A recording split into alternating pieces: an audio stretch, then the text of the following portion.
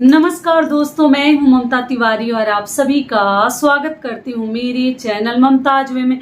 कैसे हैं आप सब, तो ये बताने के लिए कमेंट बॉक्स में श्री हरि विष्णु जरूर लिखे।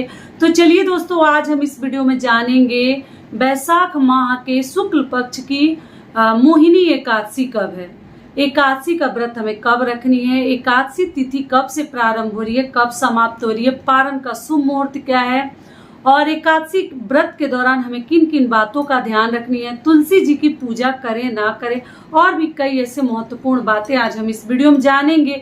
तो आप लोग बने रहिए मेरे साथ मेरे चैनल पर। अगर आपको मेरा वीडियो पसंद आता है तो प्लीज आप मेरे चैनल को सब्सक्राइब कर दीजिएगा, बेल आइकन को प्रेस कर दीजिएगा, जिससे कि मेरे वीडियो के नए नोटिफिकेशन आप सभी के पास सबसे पहले पहुंचे। तो चलिए शुरू करते हैं और सभी महत्वपूर्ण बातें जान लेते हैं। तो सबसे पहले दोस्तों आपको बता दूं, मोहिनी एकादशी, मोहिनी एकादशी के पीछे बहुत ही सुंदर एक कथा है कि विष्णु भगवान ने खुद मोहिनी रूप धारण किया था।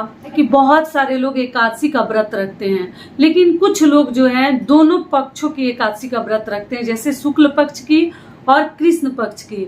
और कई ऐसे लोग हैं, देखिए 24 एकादशी का व्रत साल में नहीं करते हैं, तो केवल शुक्ल पक्ष की ही एकादशी का व्रत करते हैं। बहुत सारी बहनों का ये भी कमेंट्स आता है कि दीदी कृष्ण पक्ष की एकादशी क्या सुहागन महिलाओं को नहीं रखनी चाहिए।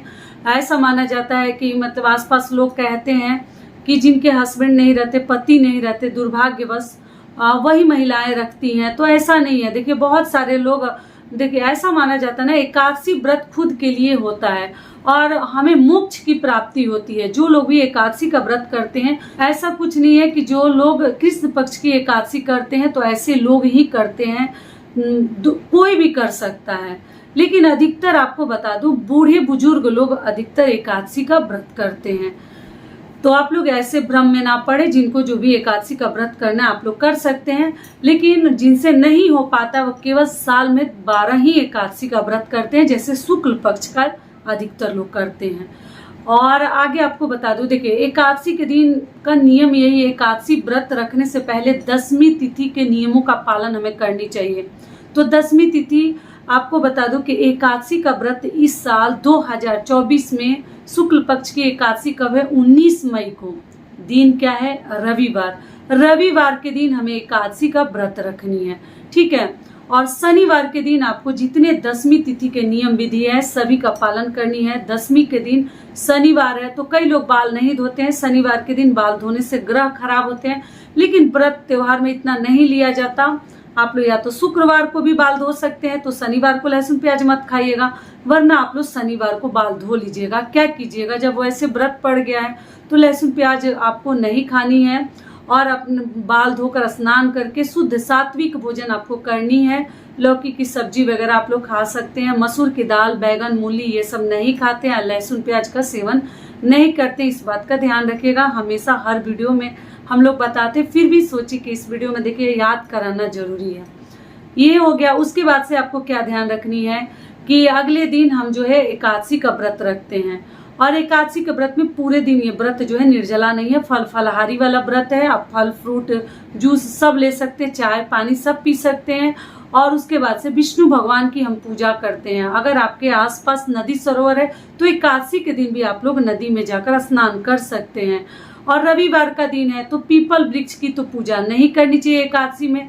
कई लोग जैसे एकादशी के दिन भी जाकर पीपल वृक्ष की पूजा करते हैं। विष्णु भगवान का महीना आपको मालूम है, बैसाख का माह, तो आप मत कीजिएगा, क्योंकि लक्ष्मी का निवास होता है। रविवार के दिन पीपल पूजा नहीं करते हैं, भूल कर भी मत जाइएगा। और विष्णु भगवान की पूजा करने से पहले आप लोग सूर्य देव को जल दे लीजिएगा। जब आप लोग स्नान कर लेते हैं तो सूर्य देव को जल दे देनी चाहिए। उसके बाद अपने मंदिर की पूजा कर लीजिए आप लोग, और विष्णु भगवान की विधि विधान से पूजा कर सकते हैं पीले चीजों के साथ। भोग में किसी भी देवी देवता को आपको अन्न का, अनाज का भोग नहीं लगानी है, फल फ्रूट का हमें भोग लगानी है। तो इस बात का ध्यान रखिएगा। और अगली चीज है तुलसी जी। तो तुलसी जी की पूजा तो एकादशी के दिन हम ऐसे भी नहीं करते हैं, और रविवार है तो वैसे भी नहीं करेंगे। तब आप लोग रविवार के दिन तुलसी जी को स्पर्श ना करें, उनकी पूजा भी ना करें। शनिवार के दिन शाम को ही आप लोग जल वगैरह डाल दीजिएगा, तुलसी पत्र तोड़ लीजिएगा विष्णु भगवान के भोग में डालने के लिए। लेकिन रविवार के दिन आपको जल नहीं डालनी है और तोड़नी भी नहीं है। इस बात का ध्यान रखिएगा। और अगली चीज क्या है कि रविवार को एकादशी है, लेकिन नियम है कि एकादशी के दिन हमें बाल नहीं धोनी चाहिए। आप लोगों का तुरंत कमेंट्स आएगा, दीदी बाल धोए नहीं धोए, बहुत पूछने लगती हैं बहनें मेरी। तो आपको बता दो, एकादशी के दिन बाल नहीं धोनी चाहिए, लेकिन मान लीजिए किसी कारणवश आपको धोना पड़ जाए, एकदम मतलब जरूरी ही है, तब धो सकती हैं, वरना आप लोग बचाइएगा। ये क्लियर हो गया। बाकी सिंदूर बिंदु महावर सब कुछ आप लोग लगा सकते हैं, श्रृंगार कर सकते हैं व्रत में। और सोनी नहीं चाहिए। एकादशी व्रत में यही नियम है कि सोते नहीं है, लेकिन मान लीजिए आपको नींद आती है तो तुलसी पत्र तोड़कर आप लोग रख लीजिएगा और आप लोग सो सकते हैं। एकादशी के दिन अनाज की चीजों का मतलब अन्न की चीजों का हमें जैसे भोग भी नहीं लगानी है और हमें दान भी नहीं करनी चाहिए। लेकिन व्रत के दौरान आप कुछ न कुछ अपने हाथों से पैसा, फल, फ्रूट, जल जो आप दान करना चाहते हैं, वस्त्र वगैरह दान कर सकते हैं। टोटल आपकी इच्छा है, आपकी मर्जी है, देख लीजिएगा। और एकादशी व्रत में ध्यान रखिएगा कि विष्णु भगवान की पूजा तो करनी है। ओम नमो भगवते वासुदेवाय मंत्र का भी आप लोग जाप कर सकते हैं। ओम केशवाय नमः, ओम माधवाय नमः आप लोग मंत्र मतलब दिन भर कुछ ना कुछ मतलब भगवान का नाम लेते रहिए। उसके बाद से चुगली, निंदा, बुराई ये सब करने से, किसी प्रकार का हत्या करने से आपको बचनी चाहिए। व्रत ही रखे हैं और ये सब कार्य हम कर रहे हैं तो व्रत का लाभ आपको नहीं मिलेगा। इतना ध्यान रखिएगा। एकादशी व्रत में बहुत अधिक त्याग की जरूरत है। एकादशी व्रत उतना भारी नहीं है जितना उसके नियम भारी हैं और उनको ध्यान पूर्वक हमें करनी चाहिए। ये हो गया। दूसरे दिन द्वादशी। तो द्वादशी के दिन भी वही नियम है, स्नान ध्यान कर लीजिएगा और मुख में आप लोग नया ब्रश या आप लोग दातुन का प्रयोग कीजिएगा। ठीक है, जूठा ब्रश द्वादशी के दिन मुख में ना डालें। उसके बाद से हम फिर सूर्य देव को जल देकर और भोजन वगैरह आप लोग तैयार कर लीजिएगा। घी का बना हुआ भोजन या मूंगफली तेल का या सूर्यमुखी तेल का ही खाते हैं, सरसों तेल का नहीं खाते हैं, ना मसूर की दाल वगैरह खाते हैं। और आप रोटी का सेवन किया जाता है। अगर आपके यहाँ चावल का किया जाता है तो आप लोग जरूर कीजिएगा। ये भी क्लियर हो गया। और लहसुन प्याज नहीं खाते, एक समय ही भोजन करते हैं। भोजन अगर समय से बन गया तो अच्छी बात है, अगर नहीं बना है तो आप लोग तुलसी पत्र और गंगा जल मुख में डाल लीजिएगा। जिनको सोमवार का व्रत रखना है तो पहला नियम है कि आप दो व्रत अगर नहीं रखना चाहती हैं तो सोमवार का व्रत आप लोग स्किप भी कर सकती हैं, छोड़ भी सकती हैं। लेकिन मान लीजिए कि रखना है, उतनी क्षमता है, तो आप क्या कीजिएगा कि अनाज का सेवन मत कीजिएगा।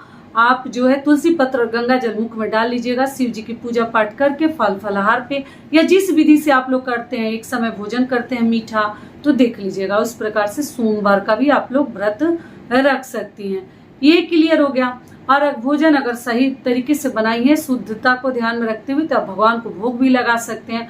और पहला निवाला द्वादशी के दिन पक्का आप लोग गौ माता के लिए या पक्षियों के लिए या घर परिवार के छोटे बच्चों के लिए जरूर कुछ न कुछ किसी को निकाल कर दे दीजिए या बहू बेटियों को हाथ पर दे दीजिए, मतलब प्लेट में, तभी आप खाइएगा। क्योंकि द्वादशी के दिन यही नियम है कि जरूर कुछ न कुछ दे देते हैं, तभी हमें भोजन करनी चाहिए।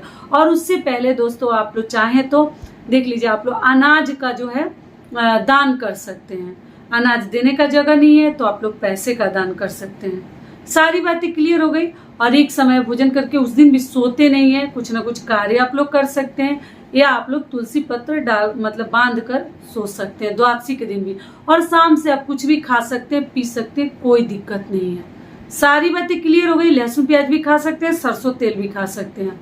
अब चलिए जान लेते हैं पारण का शुभ मुहूर्त और एकादशी तिथि कब से प्रारंभ हो रही है, कब समाप्त हो रही है।